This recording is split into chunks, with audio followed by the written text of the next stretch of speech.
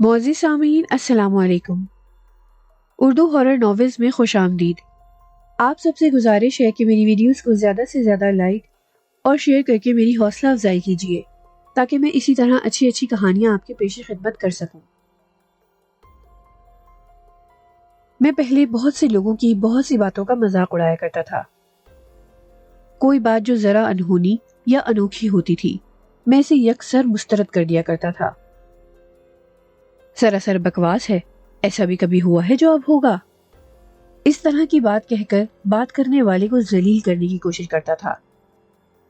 بات دراصل یہ تھی کہ میں اپنے گاؤں میں سب سے زیادہ پڑھا لکھا تھا، اس لیے اپنے آپ کو بہت زیادہ روشن خیال اور عقلی کل سمجھتا تھا۔ اس لیے میرا مخاطب میرے اعتراض اور انکار پر زیادہ بحث نہیں کرتا تھا۔ وہی گاؤں جہاں میں پیدا ہوا تھا اور بڑا ہوا تھا۔ کئی سال شہر میں تعلیم حاصل کرنے کے بعد گاؤں لوٹا تو مجھے زہر لگنے لگا۔ سارے لوگ جاہل اور گنوار لگنے لگے۔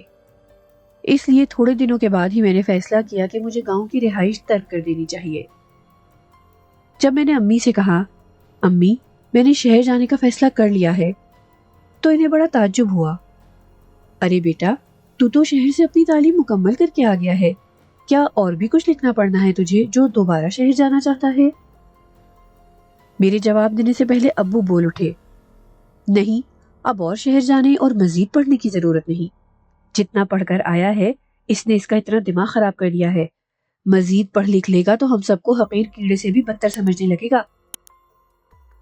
ابو، میں مزید پڑھنے کے لیے شہر جانا نہیں چاہتا۔ پھر کس لیے جانا چاہتا ہے شہر؟ نوکری کرنے کے لیے۔ کیوں نوکری کرنے کے لیے کیوں؟ امی پٹ سے بول پڑی، یہاں جو اتنے لوگ رہتے ہیں کیا وہ یہاں نوکری نہیں کرتے؟ کیا تجھے یہاں نوکری نہیں ملے گی؟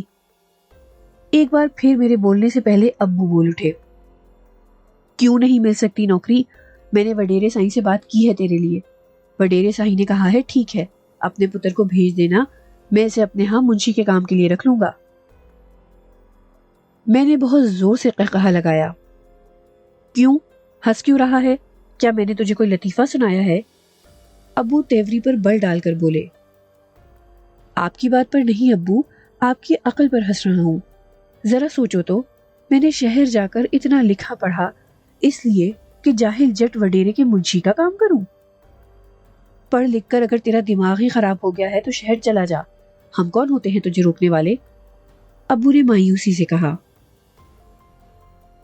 ہم نے تو سوچا تھا اب تو ہماری نظروں کے پاس ہی رہے گا۔ امی بولی، سوچا تو میں نے بھی تھا، مگر کیا کروں امی، میرے ساتھ مجبوری ہے کہ میں نے یہ مانا کہ دلی میں رہوں، کھاؤں گا کیا؟ کیا کہا؟ میں کچھ سمجھی نہیں۔ کیا تو یہاں رہے گا تو تجھے کھانے پینے کو نہیں ملے گا؟ امی، یہ آپ کی سمجھنے کی بات نہیں، اس لیے اسے سمجھنے کی کوشش نہ کریں۔ قصہ مختصر یہ کہ میں گاؤں سے شہر چلا آیا، اپنے ایک پرانے کلاس فیلو کے گھر ٹھہرا اور نوکری کی تلاش میں سرگرداں ہو گیا۔ یہاں آ کر اس تلخ حقیقت کا سامنا کرنا پڑا کہ یہاں سب کچھ مل سکتا ہے سوائے ملازمت کے۔ نصر اللہ شہر میں رہتے ہوئے اب تک بے روزگار تھا۔ ہم دونوں روز صبح اخباروں میں ضرورت ہے کہ کالموں کا مطالعہ کرتے، کہیں درخواست بھیجتے، کہیں خود جا کر ملاقات کرتے، مگر مایوسی کے علاوہ کچھ حاصل نہ ہوتا۔ وقت گزاری کے لیے میں نے 1-2 ٹیوشن پڑھانا شروع کر دیے، جبکہ نصر اللہ نے 1-2 جگہ جز وقتی اکاؤنٹنٹ کا کام شروع کر دیا تھا۔ ایک دن نصر اللہ کی ملاقات اس کے ایک جاننے والے سے ہوئی جن کا شمار شہر کی اہم شخصیتوں میں ہوتا تھا۔ نصر اللہ سے انہوں نے پوچھا، کیا کر رہے ہو آج کل؟ نصر اللہ بہت پر امید ہوا، سوچا ان سے ہمارا مسئلہ حل ہو جائے گا، شاید اس لیے انہوں نے پوچھا بھی ہے۔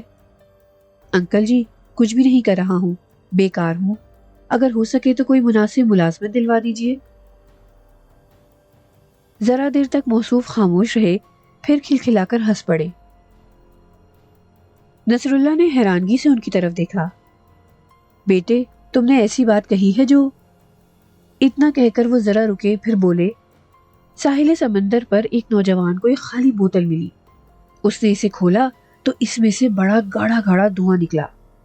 پھر اس دھوئیں سے ایک جن نے نمودار ہو کر نوجوان سے کہا، میرے آقا حکم دیجئے میں آپ کی کیا خدمت کروں؟ نوجوان نے بوتل کے جن سے وہی بات کہی جو تم مجھ سے کہہ رہے ہو، مجھے کوئی ملازمت دلوا دو۔ جانتے ہو جن نے کیا جواب دیا؟ کیا جواب دیا؟ جن نے جواب دیا، میرے آقا یہ میرے بس کی بات نہیں۔ اب سوچو بیٹے، جو کام جن نہیں کر سکتا وہ مجھ جیسا خاک کا پتلا کیا کر سکتا ہے؟ میں نے ایک دو بار بے روزگاری سے گھبرا کر سوچا کہ کیوں نہ واپس گاؤں میں جا کر وڈیرے کی منشی گیری شروع کر دوں، مگر اس کا بھی حوصلہ نہ ہوا۔ ان مایوسی کے دنوں میں نصر اللہ میری بڑی امید بنتا تھا۔ یار تو اتنا مایوس کیوں ہو جاتا ہے؟ یوں بھی تو بالکل بیکار تو نہیں ہے، تیرے اخراجات کے پیسے تو تجھے ٹیوشن ہی سے مل جاتے ہیں، اللہ نے چاہا تو کوئی مناسب ملازمت بھی مل جائے گی۔ اور واقعی اللہ نے جب چاہا تو ایک نوکری مل ہی گئی، مگر اس ملازمت کے ساتھ ایک پخ یہ لگا ہوا تھا کہ اس کے لیے مجھے شہر چھوڑنا پڑے گا۔ نوکری سرکاری تھی اور پیسے بھی برے نہیں تھے، مگر مجھ سے کہا گیا کہ فی الحال کئی برسوں تک تمہاری پوسٹنگ دور دراز علاقوں میں ہوگی۔ میں تو اس نوکری پر بھی لعنت بھیج رہا تھا کہ اس سے بہتر بیکاری ہے، مگر نصر اللہ نے مجھے سمجھایا، ارے یار چند برسوں ہی کی تو بات ہے، پھر تمہاری پوسٹنگ شہر میں ہو جائے گی۔ روزگار کے لیے تو لوگ ملک چھوڑ کر چلے جاتے ہیں، تم تو ملک کے اندر ہی رہو گے۔ اس کے سمجھانے بجھانے پر میں رضامند ہو گیا اور مجھے ایک دور افتادہ دیہات میں بھیج دیا گیا۔ یہاں کے سرکاری اسکول میں مجھے پڑھانا تھا۔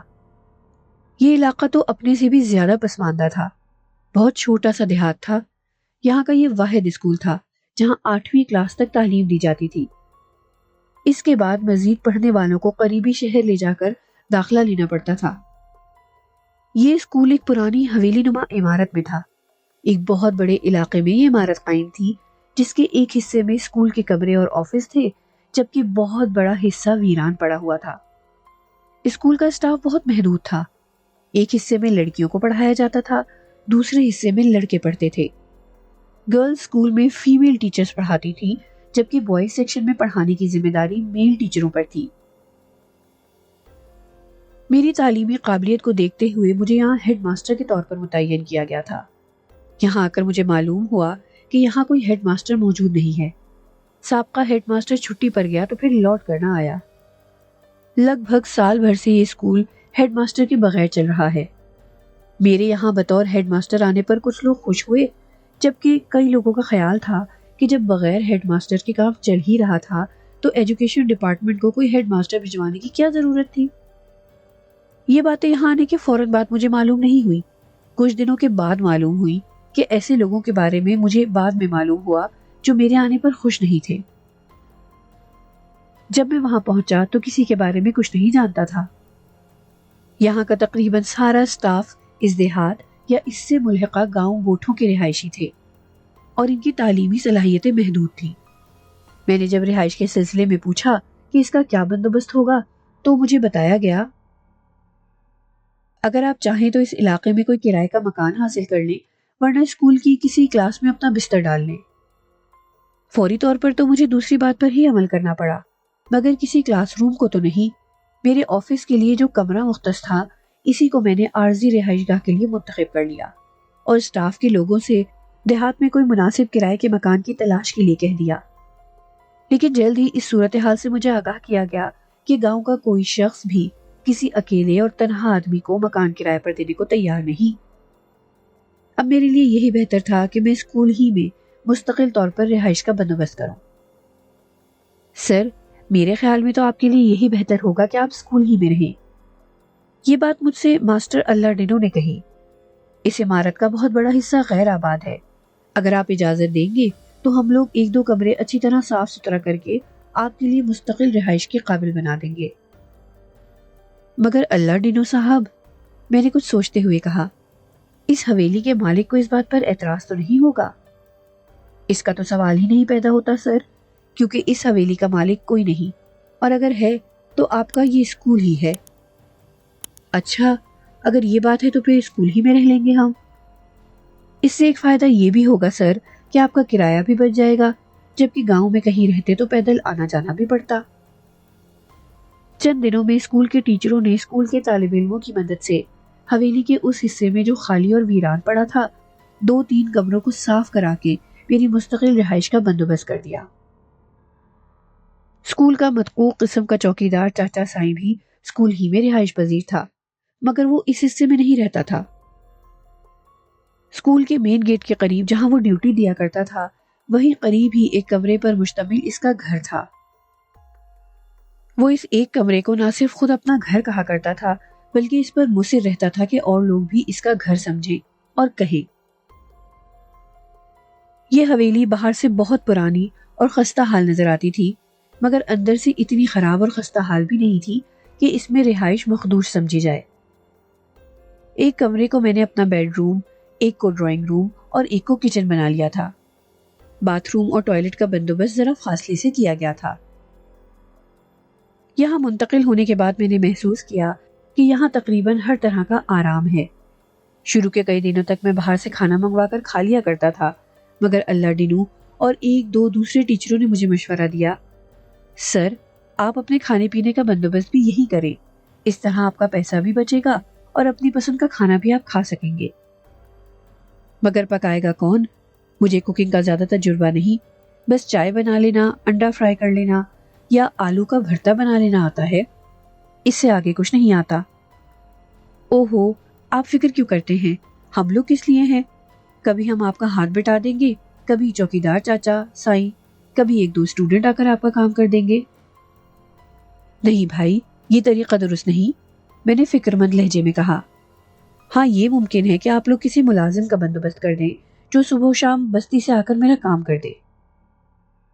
پھر ایک دن میں نے چوکیدار سے بھی کہا، چاچا سائیں میرے لیے کسی ملازم کا بندوبست کر دیں۔ کہاں سے کر دیں؟ کیسے کر دیں سائیں؟ ارے سائیں، بستی میں اتنے لوگ رہتے ہیں، کیا ان میں سے کوئی ایسا بندہ نہیں مل سکتا؟ نہیں مل سکتا، کیونکہ اس بستی کا کوئی آدمی اس حویلی میں داخل ہونے کو تیار نہیں۔ کسی وجہ سے چوکیدار کو اپنی بات ادھوری چھوڑ کر جانا پڑا، اور میں سوچنے لگا بستی کے لوگ بھی عجیب ہیں، اپنے بچے بچیوں کو پڑھانے کے لیے حویلی تو بھیج دیتے ہیں، مگر خود گھریلو کام کاج کے لیے حویلی میں داخل ہونے کو تیار نہیں۔ اگلے روز میں اسکول سے آیا تو بہت تھکا ہوا تھا، اس لیے میں بستر پر لیٹ گیا اور پھر شاید میری آنکھ لگ گئی۔ پتہ نہیں میں کتنی دیر سوتا رہا۔ پھر جب میری آنکھ کھلی تو مجھے لگا جیسے میری آنکھ خود بخود نہیں کھلی ہے، کسی آواز سے کھلی ہے، اور جب میں نے اس آواز کی طرف توجہ دی تو معلوم ہوا کوئی کپڑے سے جیسے کچھ صاف کر رہا ہے، کپڑا مار مار کر چیزوں سے گرد و غبار دور کر رہا ہے۔ میں نے بستر سے اٹھ کر ادھر ادھر نظریں دوڑائیں تو بیڈ روم کے دروازے کے قریب کسی کی پشت نظر آئی۔ کون ہے؟ کیا کر رہا ہے؟ میں ہوں ماسٹر جی۔ میں چونکے بغیر نہ رہ سکا، آواز نسوانی تھی۔ پھر وہ مڑی اور چھوٹے چھوٹے قدم اٹھاتی میرے قریب تھوڑے فاصلے پر آ کر کھڑی ہو گئی۔ کمرے سے دھول جھاڑ رہی ہوں۔ مگر تم ہو کون؟ کہاں سے آئی ہو؟ کس کے کہنے پر آئی ہو؟ ماسٹر جی، آپ کی کنیز ہوں، آپ کی خدمت کرنے کو آئی ہوں، چاچا سائیں کے کہنے پر آئی ہوں، مگر اس نے سختی سے منع کیا ہے کہ آپ کسی سے یہ نہیں کہیں گے کہ اس نے اس نے اپنے سینے پر ہاتھ رکھ کر کہا، کا بندوبست کیا ہے، بلکہ اس نے تو یہ بھی کہا ہے کہ کسی کو یہ بھی بتانے کی ضرورت نہیں کہ کوئی لڑکی آپ کے کام کاج کرنے کو آتی ہے۔ جب تک وہ بولتی رہی میں اس کا بغور جائزہ لیتا رہا۔ عمر اس کی 18 اور 20 کے درمیان ہوگی، کھلتا ہوا گندمی رنگ، جسمانی ساخت کے لحاظ سے خاصی پرکشش، مگر اس کا لباس اور پہناوا بستی کی لڑکیوں یا عورتوں سے بہت مختلف تھا، اور پھر اس کے بولنے کا انداز قدرے مختلف اور شائستہ تھا۔ تم بستی سے آئی ہو؟ اور کہاں سے آؤں گی ماسٹر جی؟ مگر میں نے تو سنا تھا کہ بستی کے لوگ اس حویلی میں داخل ہونے کو تیار نہیں، شاید وہ اس ٹوٹی پھوٹی اور ویران حویلی میں آتے ہوئے ڈرتے ہیں۔ جی ہاں، ایسی بات تو ہے، مگر وہ نادان لوگ ہیں۔ اب یہ حویلی کہاں، اب تو یہ ایک اسکول ہے، آخر آپ بھی رہتے ہیں یہاں، چاچا سائیں بھی رہتا ہے۔ تمہیں یہاں کام کرتے ہوئے ڈر تو نہیں لگے گا؟ لگے گا، مگر کیا کروں، مجبوری بھی تو ہے۔ آپ تو جانتے ہو مجبوری انسان سے کیا کچھ نہیں کراتی۔ آپ کی بھی تو شاید مجبوری ہے کہ بڑے شہر سے آ کر اس گاؤں گوٹھ میں ملازمت کر رہے ہیں۔ میں یہ سوچے بغیر نہیں رہا کہ غربت اور افلاس کے ہاتھوں مجبور ہو کر اس نے پرانی حویلی کی نوکری قبول کر لی ہے، مگر میں نے اس کے بارے میں اس سے اور کچھ نہیں پوچھا۔ ماسٹر جی، میں نے آپ کا کھانا تیار کر دیا ہے، کہیں تو ابھی پیش کر دوں، نہیں تو آپ خود نکال کر کھا لینا، میں ذرا دیر بعد چلی جاؤں گی۔ نہیں، میں نے کلائی کی گھڑی پر نظر ڈالتے ہوئے کہا، میں کھانا بعد میں کھا لوں گا، ہاں اگر تم چائے پلا سکو تو ایک کپ چائے بنا دو۔ اور وہ کمرے سے اتنی جلدی گئی جیسے ایک دم غائب ہو گئی ہو، اور پھر اس کی واپسی میں بھی دیر نہیں لگی تھی۔ اس کے ہاتھ میں چائے کا مگ تھا اور اس کے ہونٹوں پر مسکراہٹ۔ میں نے اس کے ہاتھ سے چائے کا مگ لے کر ہونٹوں سے لگایا، پہلے ہی گھونٹ میں مزہ آ گیا۔ چائے اتنی عمدہ بنی تھی کہ میں تعریف کیے بغیر نہ رہ سکا۔ میں نے مگ لبوں سے ہٹاتے ہوئے کہا، بھائی واہ، مزہ آ گیا، چائے تو تم نے بہت عمدہ بنائی ہے۔ مگر جواب دینے کو تو وہاں کوئی بھی موجود نہ تھا، شاید وہ مگ تھماتے ہی غائب ہو گئی تھی۔ بہرحال چائے اس نے بڑی اچھی بنائی تھی، جس کا مطلب تھا کہ اس کا پکایا ہوا کھانا بھی مزیدار ہوگا۔ پھر جب کھانے کا مرحلہ آیا تو اس کی بھی تصدیق ہو گئی۔ کچن میں کچھ آلو اور چند انڈے تھے۔ آلو کا کباب اتنا مزے کا تھا کہ گوشت کا کباب بھی ہوتا تو اتنے مزے کا نہ ہوتا۔ میں نے کھانا کھانے کے بعد اللہ تعالیٰ کا تہہ دل سے شکر ادا کیا کہ اس نے یہ مرحلہ بھی بڑی خوش اسلوبی سے پورا کر دیا ہے۔ مانا کہ یہ ایک پسماندہ علاقہ ہے، مگر یہاں ملنے والی نوکری ہی نہ صرف اچھی ہے بلکہ یہاں کے سارے معاملات اب تک ٹھیک ٹھاک ہی طے پا رہے ہیں۔ اگلی صبح میں بھی بستر پر ہی تھا کہ یہ آواز سماعت سے ٹکرائی، ماسٹر جی، آپ چائے پی کر بستر سے اٹھتے ہیں یا اٹھ کر ناشتے کے ساتھ چائے پیتے ہیں؟ خوب، میں نے دل ہی دل میں کہا، اس گاؤں گوٹ کی لڑکی کو بیڈ ٹی کے بارے میں بھی معلوم ہے۔ میں بیڈ ٹی کا عادی تو نہیں تھا، پھر بھی میں نے کہہ دیا، لے آؤ، آج سے میں بھی چائے پی کر بستر سے اٹھوں گا۔ وہ یوں گئی اور یوں ہی واپس آ گئی۔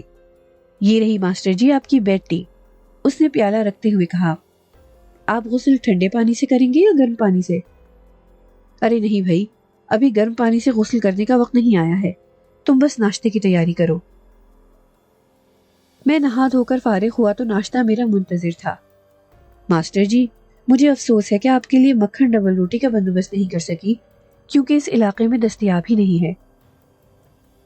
میں نے دیکھا کہ دسترخوان پر چپاتیاں اور انڈا فرائی موجود ہے۔ بھائی جو موجود ہے وہی کافی ہے۔ ناشتے سے فارغ ہو کر اسکول کے لیے تیاری کرتے ہوئے میں نے کہا، میں نے سوچا تھا کہ رات کو کچھ ساگ سبزی لا کر رکھ دوں گا، مگر بھول گیا۔ اب میں چاچا سائی کو پیسے دے دوں گا، وہ کچھ چیزیں لا کر تمہیں دے دے گا۔ نہیں ماسٹر جی، اس کی ضرورت نہیں۔ کیوں؟ کیونکہ کچھ چیزیں میں لیتی آئی تھی۔ ارے، تم نے پیسے کیوں خرچ کیے؟ اور کیے ہیں تو کتنے خرچ کیے ہیں؟ میں نے جیب سے پیسے نکالتے ہوئے کہا۔ میں نے پیسے خرچ نہیں کیے، گھر میں کچھ چیزیں تھیں، میں لیتی آئی۔ میں ایک بات تو تم سے کہنا بھول ہی گیا۔ کون سی بات؟ یہی کہ تم اپنے حصے کا بھی کھانا پکا لیا کرو، یہاں کھانا چاہو یہاں کھا لو، لے جانا چاہو تو لے جاؤ۔ جواب میں وہ صرف مسکرا کر رہ گئی۔ اب چونکہ میں اسکول کے انتظام پر زیادہ توجہ دینے لگا تھا، اس لیے دونوں سیکشن کے لوگوں سے میٹنگ کرنے اور حالات کو بہتر بنانے کی منصوبہ بندی کرنے میں بھی میرا وقت صرف ہونے لگا تھا۔ آج بھی پہلے گرلز سیکشن کے اسٹاف کے ساتھ میٹنگ ارینج تھی، پھر بوائز سیکشن کے مسئلے مسائل حل کرنے کے لیے اسٹاف کے ساتھ مذاکرہ تھا۔ اس لیے واپس گھر آتے آتے شام ہو گئی تھی۔ وہ موجود نہیں تھی، جس کا مطلب تھا کہ وہ جا چکی ہے۔ وہ شام سے پہلے چلی جاتی تھی۔ میں آج کچھ زیادہ ہی تھک گیا تھا، اس لیے سوچا فریش ہو کر ذرا دیر بعد کھا پی کر فارغ ہو جاؤں گا، تبھی بستر پر جاؤں گا، ورنہ سستانے کی نیت سے اگر بستر پر گیا تو صبح ہی اٹھوں گا۔ کچن میں گیا تو دیکھا کہ دال چاول اور کچھ ساگ سبزی موجود ہے۔ خوب سیر ہو کر کھایا۔ بھائی واہ، کیا ذائقہ ہے اس لڑکی کے ہاتھ میں، پتہ نہیں کیا نام ہے اس کا۔ میرا بھی جواب نہیں، ابھی تک میں نے اس سے اس کا نام ہی نہیں پوچھا۔ بستر پر جاتے ہی مجھے حسب توقع فوراً نیند آ گئی۔ پھر مجھے کچھ خبر نہیں میں کتنی دیر تک سوتا رہا۔ جانے کتنی دیر بعد میری آنکھ کھلی تھی۔ مجھے یوں لگا جیسے کہیں قریب ہی سے کسی کی آواز آ رہی ہے۔ میں نے کان کھڑے کیے۔ اس وقت یہاں کون موجود ہے؟ کون بول رہا ہے؟ آواز کچھ سمجھ میں نہیں آ رہی تھی۔ میں بستر پر اٹھ کر بیٹھ گیا اور آواز کی طرف توجہ دی، مگر جب کچھ سمجھ میں نہیں آیا تو اپنے کمرے سے نکل کر دوسرے کمرے کی طرف گیا۔ وہاں بھی کوئی موجود نہ تھا، مگر وہاں بھی آواز سنائی دے رہی تھی۔ ذرا رک کر میں اپنے کمروں سے باہر نکل آیا۔ آگے ان کمروں کا سلسلہ تھا جو بند پڑے تھے، ان میں کوئی بود و باش نہیں تھی۔ آواز کی سمت کا تعین کرتے ہوئے میں آگے بڑھتا رہا، پھر مجھے یوں لگا جیسے آواز ایک کمرے کے اندر سے آ رہی ہے۔ میں جانے کس جذبے کے تحت آگے بڑھتا گیا۔ آگے ہر طرف خاموشی تھی، سناٹا تھا، اندھیرا تھا۔ ایک دروازے کے قریب جا کر میں رک گیا تھا۔ آواز یقیناً اسی کمرے سے آ رہی تھی اور اب سمجھ میں بھی آ رہی تھی۔ اسے یہاں کون لایا ہے؟ کیوں لایا ہے؟ کہیں وہ اس کا وہی عاشق تو نہیں؟ میں نے چند قدم آگے بڑھ کر دروازے پر ذرا سا ہاتھ رکھا۔ دروازہ بغیر آواز کے ذرا سا کھل گیا۔ کمرے میں ہلکی سی روشنی تھی، کوئی کھڑا تھا، مگر کون یہ مجھے اچھی طرح نظر نہیں آ رہا تھا، کیونکہ اس کے سامنے کوئی موجود نہیں تھا جس کی پشت میری طرف تھی اور جس نے سامنے والے کو کور کر رکھا تھا۔ کون ہے وہ قدرے زور سے گرجا، اور اس کے سامنے جو بھی کھڑا تھا وہ اس کی آواز سے شاید ڈر کر 2 قدم پیچھے ہٹ گیا تھا، اور اس طرح گرجنے والے کی ایک جھلک مجھے نظر آ گئی تھی، مگر اس کی اس ایک جھلک نے میری حالت خراب کر دی۔ ایک مکمل قد کاٹ کا بندہ سامنے کھڑا تھا جس کی گردن پر اس کا سر موجود نہ تھا۔ جواب دو، خاموش کیوں ہو؟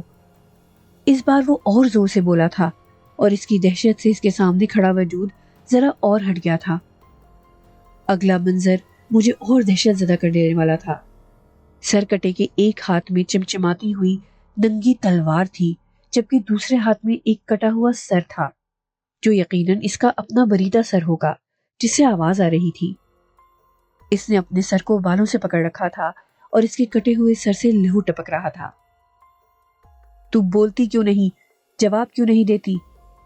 اس بار سر کٹے نے تلوار لہرا کر کہا تھا۔ آواز اس کے کٹے ہوئے سر سے آ رہی تھی۔ میں کیا جانوں سرکار، اس لیے میں کیا جواب دے سکتی ہوں؟ ارے یہ تو، میں نے دل ہی دل میں کہا۔ جواب دینے والی نے پہلو بدلا تھا تو اس کا چہرہ نظر آ گیا تھا۔ یہ تو اپنی نوکرانی ہے، مگر یہ یہاں کہاں؟ آخر چکر کیا ہے؟ ذرا توقف کے بعد اس کی آواز دوبارہ سنائی دی۔ البتہ میں یہ یقین سے کہہ سکتی ہوں یہ وہ نہیں جو آپ سمجھ رہے ہیں۔ اگر یہ اس کا عاشق نہیں تو پھر کون ہے، اور یہاں میری حویلی میں کیوں آیا ہے، اور تو اس کی خدمت گزاری کیوں کر رہی ہے؟ سرکار، میں اس حویلی کی کنیز ہوں اور وہ حویلی کا مہمان ہے، اس حوالے سے اس کی مہمان نوازی میرا فرض ہے۔ اسے کس نے مہمان رکھا ہے یہاں؟ میں نے تو اسے دعوت دے کر نہیں بلایا۔ وہ حکومت کی دعوت پر یہاں آیا ہے سرکار، کیونکہ یہ حویلی اب حکومت کی ملکیت ہے۔ آپ کے بعد اس خالی حویلی پر حکومت نے قبضہ کر لیا تھا اور یہاں سرکاری اسکول قائم کر دیا۔ یہ اس اسکول کا نیا ہیڈ ماسٹر ہے اور حکومت نے ہی اسے یہاں بھیجا ہے۔ اچانک جانے کیا ہوا کہ کمرے کی روشنی ایک دم غائب ہو گئی، اور اس سے پہلے کہ ان دونوں میں سے کوئی دروازے کی طرف آتا، میں بڑی تیزی سے وہاں سے سرک گیا اور ذرا دیر بعد اپنے بستر پر دراز تھا۔ اب اٹھ جائیے ماسٹر جی۔ اس آواز سے میری آنکھ کھل گئی تھی۔ میں نے آنکھیں کھولی تو سامنے وہ کھڑی تھی۔ اس کے ہاتھ میں چائے کا کپ تھا۔ یہ رہی آپ کی بیڈ ٹی۔ میں نے اس کے ہاتھ سے چائے کا پیالہ لیا۔ وہ الٹے قدموں کچن کی طرف لوٹ گئی اور میں سوچنے لگا، رات جو کچھ میں نے دیکھا وہ کیا تھا؟ کیا وہ محض خواب تھا؟ مگر نہیں، وہ خواب نہیں تھا۔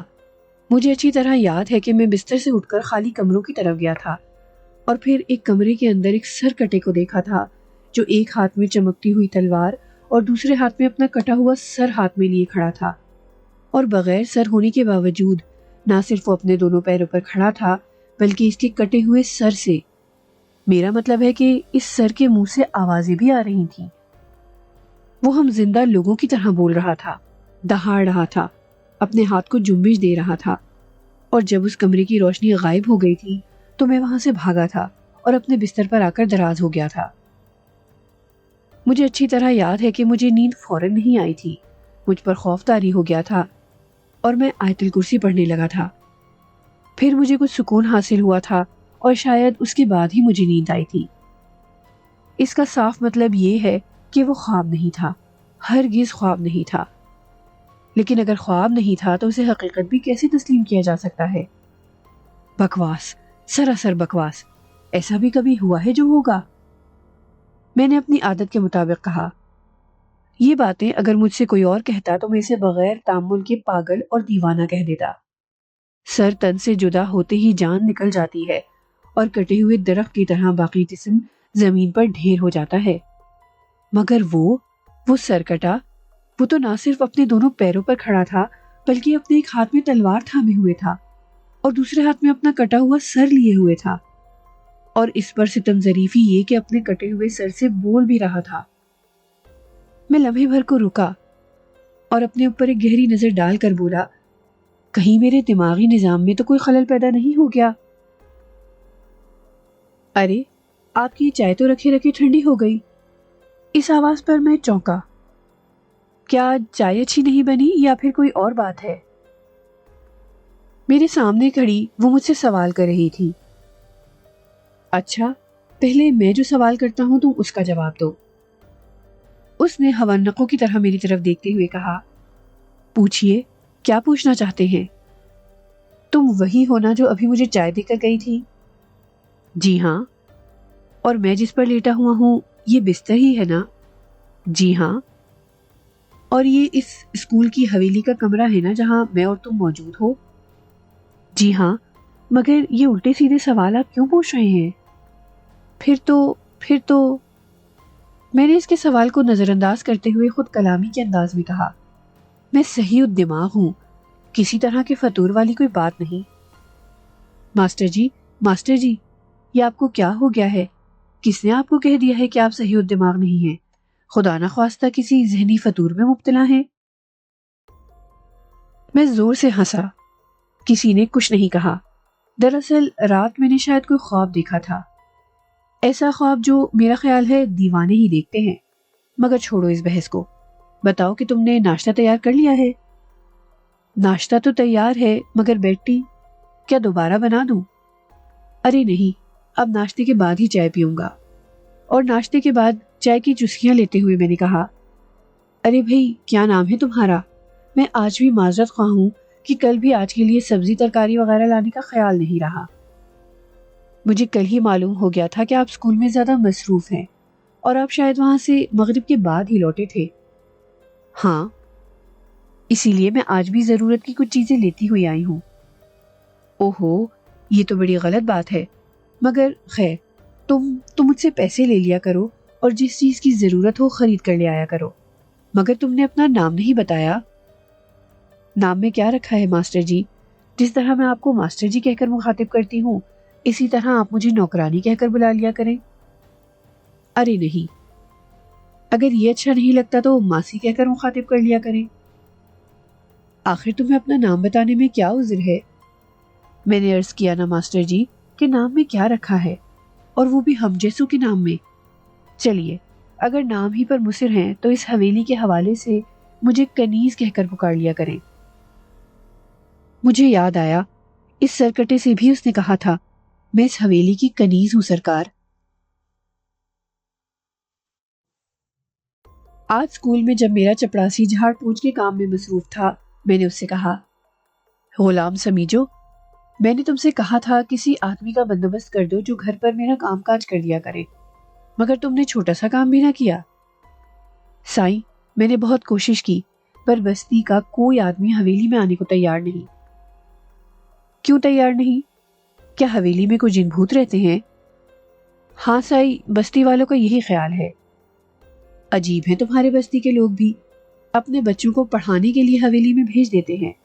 تمہاری بستی کی عورتیں اور مرد اسکول میں ملازمت کرتے ہیں، لیکن ہیڈ ماسٹر کے گھر پر کام کرتے وقت انہیں حویلی میں جن بھوت کا خوف ہوتا ہے۔ ماسٹر سائیں، جس حصے میں اسکول ہے وہ حصہ تو ٹھیک ہے، مگر وہ حصہ جس میں آپ نے اپنا ڈیرا ڈالا ہوا ہے وہ بھوتوں والا حصہ ہے۔ تم نے کوئی بھوت وہاں دیکھا ہے؟ نہیں سائیں، اللہ بچائے بھوتوں بلاؤ سے، میں تو… اتنے میں ماسٹر اللہ ڈینو آ گئے تھے اور غلام سمیجو کی بات ادھوری رہ گئی۔ اللہ ڈینو جو مسئلہ لے کر آئے تھے، جب اس پر بات ہو چکی تو میں نے ان سے کہا، آپ لوگ میرے آنے سے خوش تو ہیں؟ ماسٹر سائیں، میں صرف اپنے بارے میں کہہ سکتا ہوں کہ میں بہت خوش ہوں کہ بغیر ہیڈ ماسٹر کے اسکول بے لگام گھوڑی بن کر رہ گیا تھا، مگر مجھے اس بات پر بھی افسوس ہے کہ میں آپ کا کوئی نجی کام نہ کر سکا، کسی کام کرنے والے کا بندوبست نہ کر سکا۔ اللہ ڈینو صاحب، آخر مسئلہ کیا ہے؟ کیا ساری بستی والے حویلی کو بھوتوں کا مسکن سمجھتے ہیں؟ ہاں سر، بات کچھ ایسی ہی ہے۔ آخر قصہ کیا ہے؟ کس وجہ سے لوگ ایسا سمجھتے ہیں؟ آخر میں بھی تو حویلی کے اس حصے میں رہ رہا ہوں۔ آپ کے بارے میں مجھے یا مجھ جیسے چند لوگوں کو ہر وقت یہ دھڑکا لگا رہتا ہے کہ جانے کس وقت کیا ہو جائے، جبکہ کچھ لوگوں کو اس بات کی خوشی ہے کہ آپ نے خود وہاں اپنی خوشی سے رہائش اختیار کی ہے۔ میں سمجھ گیا کہ وہ لوگ جو بغیر ہیڈ ماسٹر کے اسکول میں سیاہ و سفید کے مالک بن گئے تھے، وہ میرے آنے پر خوش نہیں ہیں، اور وہی چاہتے ہیں کہ حویلی کے اس مخدوش حصے میں کسی دن کوئی بھوت میرا بھی کام تمام کر دے۔ میں نے اللہ ڈینو سے کہا، سائیں، تم نے یہ نہیں بتایا کہ بھوت پریت کا کیا قصہ ہے؟ کیا واقعی اس حویلی کے کس حصے میں ایسی کوئی بات ہے؟ اللہ ڈینو نے فوراً ہی کوئی جواب نہ دیا۔ وہ خاموشی سے کچھ دیر سوچتا رہا، شاید وہ فیصلہ کرنا چاہ رہا تھا کہ بتاؤں یا نہ بتاؤں۔ ذرا دیر کی خاموشی کے بعد اس نے کہا، ہاں، حویلی کے ایک کمرے میں ایک قبر ہے۔ اتنا کہہ کر وہ رک گیا تھا، پھر گویا اپنے اعصاب کو قابو میں رکھتے ہوئے اپنی بات آگے بڑھائی۔ کبھی کبھی ایک لہو لہان عورت اس قبر سے نکلتی ہے۔ اس وقت اگر اسے کوئی زندہ سلامت شخص مل جاتا ہے تو وہ اسے زندہ نہیں چھوڑتی۔ کیا یہاں ایسا ہو چکا ہے؟ ہاں ماسٹر جی، کئی بار ہو چکا ہے۔ وہ پھر رکا، پھر ذرا توقف کے بعد بولا، ہم نے اپنے بڑے بوڑھوں سے سنا ہے کہ جب اس حویلی کا آخری وارث مارا گیا تو کچھ دنوں تک حویلی کے باقی بچے کچے لوگ یہاں رہے، پھر جانے وہ کس خوف کے زیر اثر حویلی کو خالی چھوڑ گئے۔ جس حال میں وہ یہاں سے بھاگے تھے، اس کے پیش نظر بستی کا کوئی آدمی حویلی میں داخل نہ ہوا۔ کچھ دنوں تک حویلی یوں ہی خالی پڑی رہی۔ پھر ایک انگریز اپنی بیوی یا محبوبہ کے ساتھ اس حویلی میں چند دنوں کے لیے سکونت پذیر ہوا۔ وہ شاید کوئی سیاح تھا۔ بستی والوں نے انہیں منع کیا، مگر وہ نہ مانا، اور ان کی جہالت سمجھ کر ان کی باتوں کا مذاق اڑایا۔ پھر کوئی ایک ہفتے بعد دونوں میاں بیوی مردہ حالت میں اس طرح حویلی کے باہر پڑے تھے جیسے انہیں کسی درندے نے بھنبوڑ کر رکھ دیا ہو۔ وہ پھر خاموش ہو گیا۔ پھر ذرا رک کر اس نے اپنی بات آگے بڑھائی۔ جب کئی سال پہلے حکومت نے اس خالی حویلی کو اپنے قبضے میں لے کر اس میں سرکاری اسکول قائم کیا تو آپ کی طرح شہر سے آئے ہوئے ایک ماسٹر نے حویلی کے اس حصے میں رہائش اختیار کی جو بھوت یا بھوتوں کا مسکن سمجھا جاتا ہے، اور تیسرے دن اس کی لاش بھی مسخ شدہ حالت میں ملی تھی۔ اس کے بعد ہم اسکول کے اسٹاف نے حویلی کے اس حصے کی طرف دیکھنا بھی ترک کر دیا تھا، مگر کچھ دنوں کے بعد ایک شہر سے آنے والے صحت مند نوجوان نے جو یہاں ماسٹر اپوائنٹ ہو کر آیا تھا، اس نے جب ہم لوگوں سے حویلی کے اس حصے کے بارے میں سنا تو ہمارا بہت مذاق اڑایا۔ اگرچہ وہ بستی میں اپنے ایک عزیز کے گھر رہتا تھا، مگر ہم سے کہتا تھا، ایک دن میں ثابت کر دوں گا کہ وہاں کوئی بھوت پریت نہیں ہے۔ ساری قصہ کہانی تم لوگوں کی جہالت کی پیداوار ہے۔ اور پھر ایک دن وہ دن کے وقت اکیلے حویلی کے اس غیر آباد حصے کی سیر کر آیا اور ہم لوگوں کا خوب مذاق اڑایا۔ ہم لوگ خاصے شرمندہ ہوئے۔ پھر ایک دن رات کو وہ ٹارچ لائٹ لے کر حویلی کے اندر داخل ہو گیا۔ اس وقت ہم لوگ یہاں نہیں تھے، چوکیدار چاچا تھا جس نے اسے روکا بھی تھا، منع بھی کیا تھا، مگر وہ نہ مانا اور سیٹی بجاتا ہوا اس غیر آباد حصے میں چلا گیا۔ پھر تھوڑی دیر بعد ہی چاچا سائی نے اسے بڑی بدحواسی کے عالم میں بھاگ کر آتے ہوئے دیکھا۔ اس نے پوچھنے کی کوشش بھی کی، ماسٹر سائی کیا ہوا، اس طرح کیوں بھاگ کر آئے ہو؟ مگر اس نے جواب میں ایک لفظ بھی نہ کہا۔ اسی عالم میں اپنے عزیز کے گھر گیا جہاں وہ ٹھہرا ہوا تھا اور فوراً اپنا سامان سمیٹنے لگا۔ ان لوگوں نے بہت پوچھا، کیا بات ہے، اس طرح کہاں جا رہی ہو؟ مگر اس نے ان سے ایک لفظ بھی نہ کہا۔ اس کے چہرے بشرے سے زبردست خوف و ہراس ظاہر ہو رہا تھا۔ اس کے عزیزوں نے اسے یہ تک کہا، ابھی رک جاؤ، صبح چلے جانا، مگر نہ اس نے کوئی جواب دیا نہ رکا۔ اسی وقت یہ بستی چھوڑ دی اور پھر نہ کبھی خود پلٹ کر آیا، نہ اس کی کوئی چٹھی آئی۔ یہ نہ معلوم ہو سکا کہ اس نے حویلی کے اندر کیا دیکھا تھا اور کس بات پر ڈر کر بھاگا تھا۔ بکواس، سراسر بکواس۔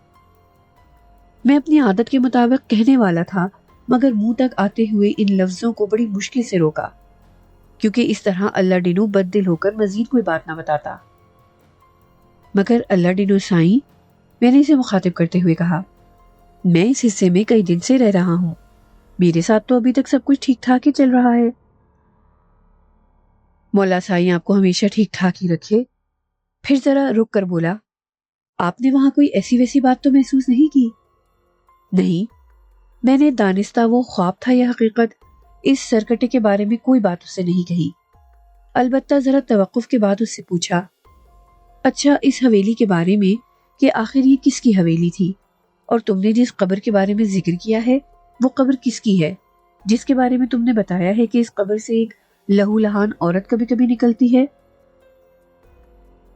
اس کے بارے میں تو ماسٹر سائیں مجھے کچھ معلوم نہیں، یہ تو کوئی بہت ہی پرانا دھرانا آدمی ہی بتا سکے گا۔ ہمارے بزرگوں نے تو ہمیں بس اتنی ہی باتیں بتائیں جو میں نے آپ سے کہی ہیں۔ اس روز میں اسکول سے ذرا پہلے ہی گھر لوٹ آیا۔ آج آپ کچھ پہلے ہی لوٹ آئے؟ کنیز نے مجھے دیکھتے ہی کہا۔ ہاں، آج ایک بات یاد آئی تھی اس لیے جلدی آ گیا۔ کون سی بات؟ مجھے یاد آ گیا تھا کہ باتوں میں لگ کر میں بھول گیا تھا کہ تمہیں سبزی ترکاری کے لیے کچھ پیسے دینا ہے، اور یہ کہتے ہوئے اسے کچھ روپے دیے۔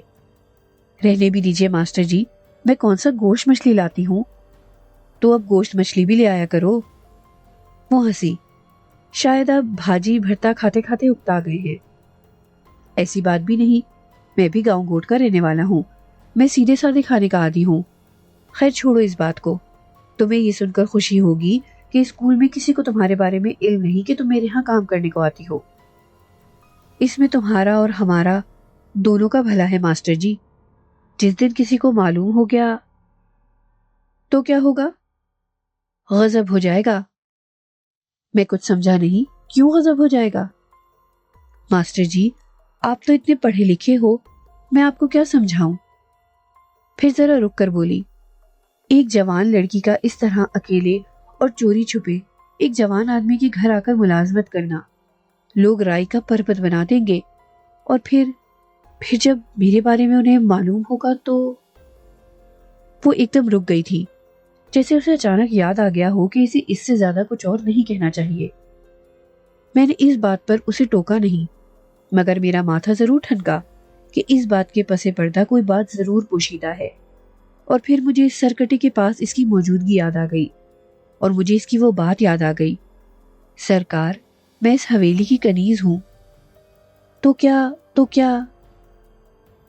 سوچنے لگے ماسٹر جی؟ میں اپنے خیالات سے چونکا۔ تمہاری بات پر ہی غور کر رہا تھا، تم ٹھیک ہی کہتی ہو، تمہارے بارے میں معلوم ہوگا تو لوگ بات کا بتنگڑ بنا دیں گے۔ پھر ذرا توقف کے بعد کہا، باتوں میں تمہیں بھول ہی گیا کہ بڑے زور کی بھوک لگی ہے، کچھ کھانے کو مل جائے گا؟ کچھ نہ ہو تو چائے ہی پلا دو۔ کھانے کو بھی ملے گا اور پینے کو بھی، میں ابھی آئی۔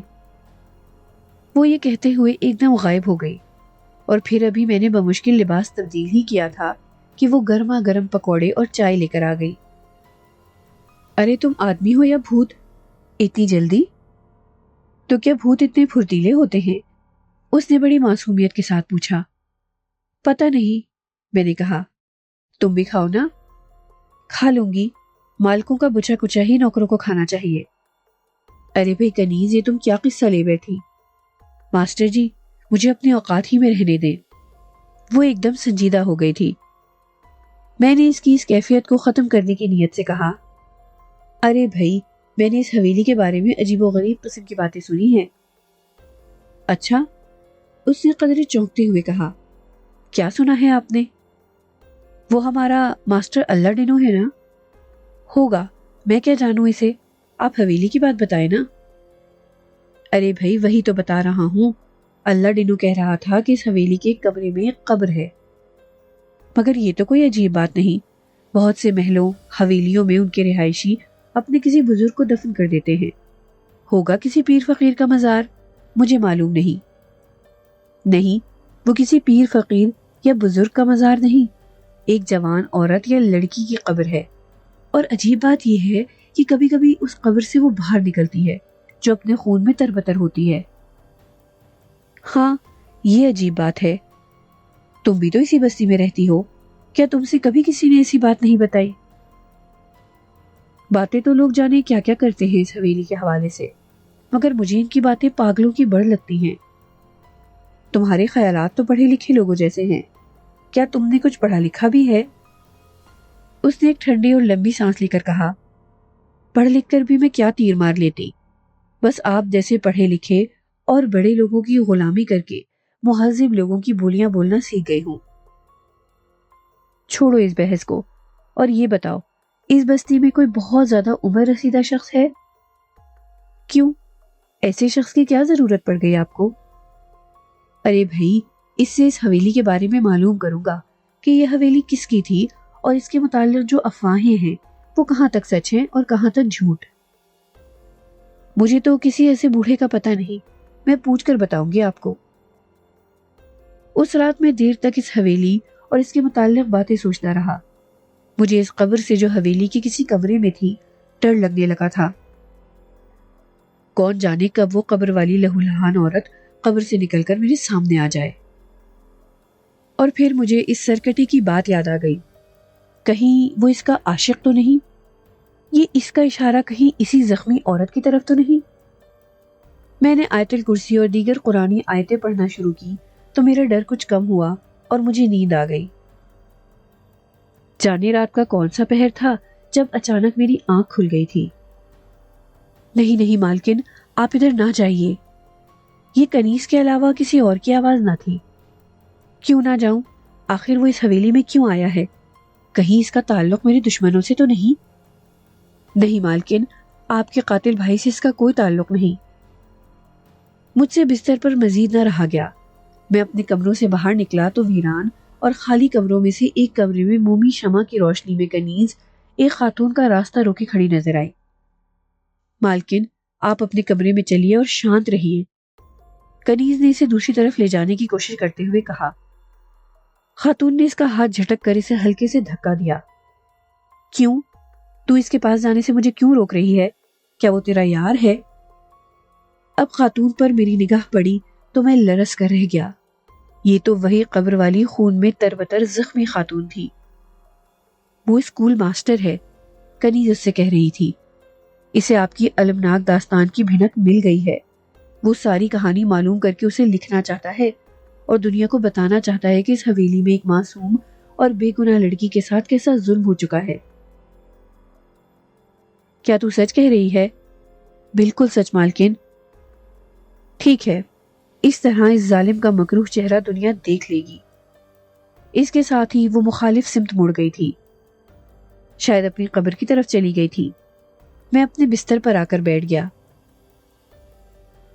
دانستہ سویا نہیں کہ صبح اسے خواب سمجھ کر بکواس، سراسر بکواس کہنے کی نوبت نہ آئے، اور سوچنے لگا آخر یہ کیا چکر ہے؟ کنیز تو سر شام گھر لوٹ گئی تھی، پھر رات کی اس پہر حویلی میں کیسے نظر آئی؟ وہ قبر والی خاتون یقیناً میرے پاس ہی آنا چاہتی تھی۔ آتی تو شاید میرا بھی حلیہ بگاڑ کر رکھ دیتی، اور شاید صبح حویلی کے احاطے میں میری لاش نظر آتی۔ کنیز نے اسے اس کے ظالم اور قاتل بھائی کا حوالہ دیا تھا، تو کیا سرکٹا ہی اس کا قاتل بھائی تھا؟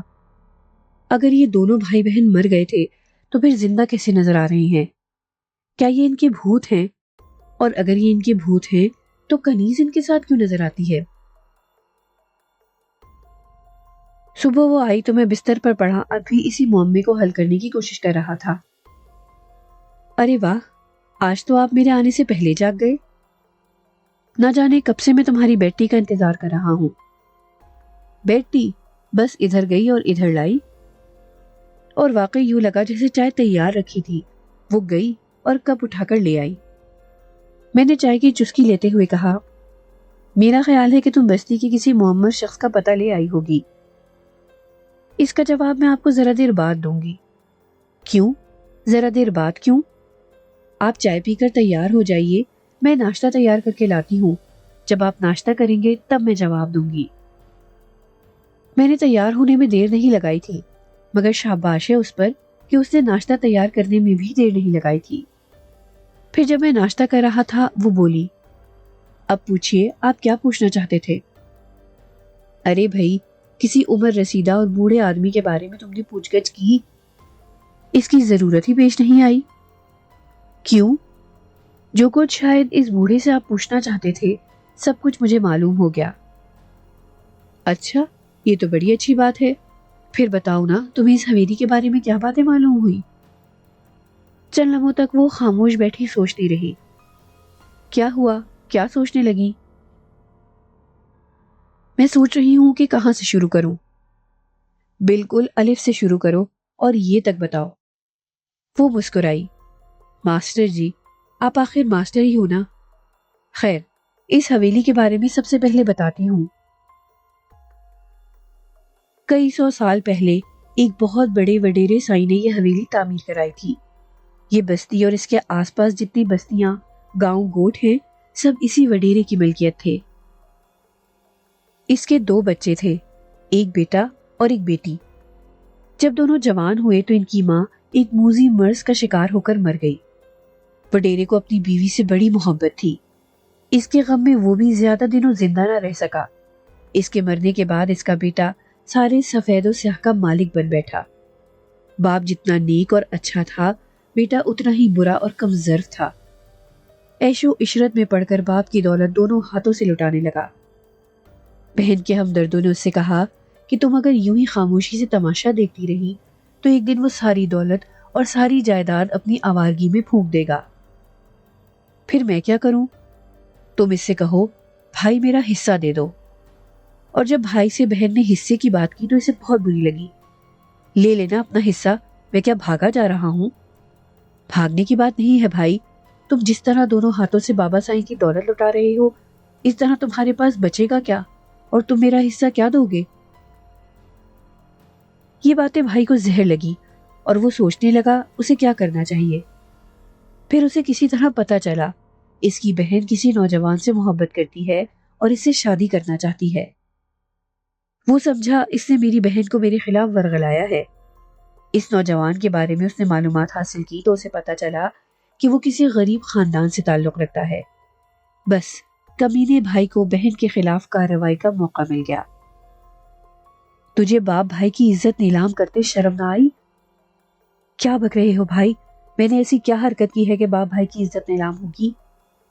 تو کیا سمجھتی ہے کہ تیرے کرتوت چھپے رہ جائیں گے؟ مجھے میرے مخبروں نے بتایا ہے کہ تو ایک ہاری سے ملنے جاتی ہے، تیرے اس سے ناجائز تعلقات ہیں۔ بھائی، مجھ پر اتنا بڑا الزام لگاتے ہوئے اللہ سے ڈرو۔ تمہاری طرح تمہارے دوست احباب بھی جھوٹے، فریبی اور بد کردار ہیں۔ چپ کمینی، یہ کہتے ہوئے ظالم بھائی نے پاک باز بہن کو مارنا شروع کر دیا، مگر اس طرح جب اسے اطمینان نصیب نہ ہوا تو تلوار نکال کر اس پر اتنے زخم لگائے کہ وہ تڑپ تڑپ کر مر گئی۔ جس کے بعد اس ظالم بھائی نے حویلی کے ایک کمرے میں اسے دفن کر دیا تاکہ حویلی سے باہر کسی کو اس کی خبر نہ ہو۔ گویا کاروکاری کی رسم سینکڑوں برس سے یہاں رائج ہے۔ کنیز نے کوئی جواب نہ دیا۔ ذرا دیر رک کر وہ بولی، حویلی میں موجود سب نے یہ ظلم، یہ انیائے دیکھا، مگر کسی میں ہمت نہ تھی جو موجودہ وڈیرے سے کچھ کہتا، اسے ٹوکتا۔ اب اسے اس نوجوان ہاری کی تلاش ہوئی تاکہ وہ اسے بھی قتل کر دے۔ اس کسان زادے کو کسی طرح پتہ چل گیا کہ اس کی محبوبہ کو اس کے بھائی نے قتل کر دیا ہے اور اب وہ اس کی تلاش میں ہے۔ اس کے بعد وہ روپوش ہو گیا، کسی کو معلوم نہیں ہو سکا کہ وہ کہاں گیا۔ اور پھر ایک دن اچانک وہ حویلی میں نظر آیا اور اس سے پہلے کہ وڈیرا اس پر حملہ کرتا، اس نے اسی کی تلوار کے ایک ہی وار سے اس کا سر تن سے جدا کر دیا۔ اوہ! میرے منہ سے بے ساختہ نکلا اور میں نے بڑی مشکلوں سے اپنے آپ کو یہ کہنے سے روکا، تو کیا وہ سر کٹا؟ اس جملے کو روک کر میں نے محض بات بنانے کے لیے پوچھا، اور وہ نوجوان، میرا مطلب ہے اس ہاری نوجوان کا کیا بنا؟ کچھ نہیں، وہ جیسے اچانک سب کی نظروں میں دھول جھونک کر حویلی میں داخل ہوا تھا اسی طرح غائب ہو گیا۔ جب وڈیرے کے دوستوں اور ساتھیوں کو ہوش آیا تو وہ جا چکا تھا۔ وہ خاموش ہوئی تو میں نے کہا، پھر بولا، تو یہ کہانی ہے اس حویلی کی۔ کنیز نے کوئی جواب نہ دیا، وہ بے حد اداس نظر آ رہی تھی۔ مگر بھائی ایک بات سمجھ میں نہیں آئی۔ کنیز نے سوالیہ نگاہوں سے مجھے دیکھا۔ اتنا عرصہ گزرنے کے بعد بھی وہ لڑکی قبر سے باہر نکلتی ہے، کسے تلاش کرتی ہے؟ شاید اپنے بھائی یا اس کے حواریوں سے انتقام لینے کے لیے۔ جب بھی اسے پتہ چلتا ہے کہ حویلی میں کوئی موجود ہے، وہ یہی سمجھتی ہے کہ اس کا کوئی دشمن ہے۔ اور وہ سرکٹا؟ کنیز نے مجھے چونک کر دیکھا۔ میں جلدی سے بول پڑا، شاید اپنے قاتل اور بہن کے محبوب کی تلاش میں آتا ہے۔ اس نے مجھے عجیب نظروں سے گھورا۔ میرا خیال ہے میں نے اپنی بات آگے بڑھائی، اب تو میں وہ کہانی ضرور لکھ لوں گا جس کے بارے میں تم نے اپنی مظلوم مالکن کو یقین دلایا تھا۔ کیا؟ کنیز کے منہ سے حیرت کے مارے بس اتنا ہی نکلا تھا، اور اگلے ہی لمحے وہ وہاں موجود نہیں تھی۔ پتہ نہیں ہوا میں تحلیل ہو گئی یا… اگر آپ کو ہماری کہانیاں پسند آ رہی ہیں تو ہمارا چینل ضرور سبسکرائب کریں، ساتھ ہی ساتھ بیل آئیکن کو بھی دبائیں تاکہ میری تمام کہانیاں آپ کو سب سے پہلے مل سکیں۔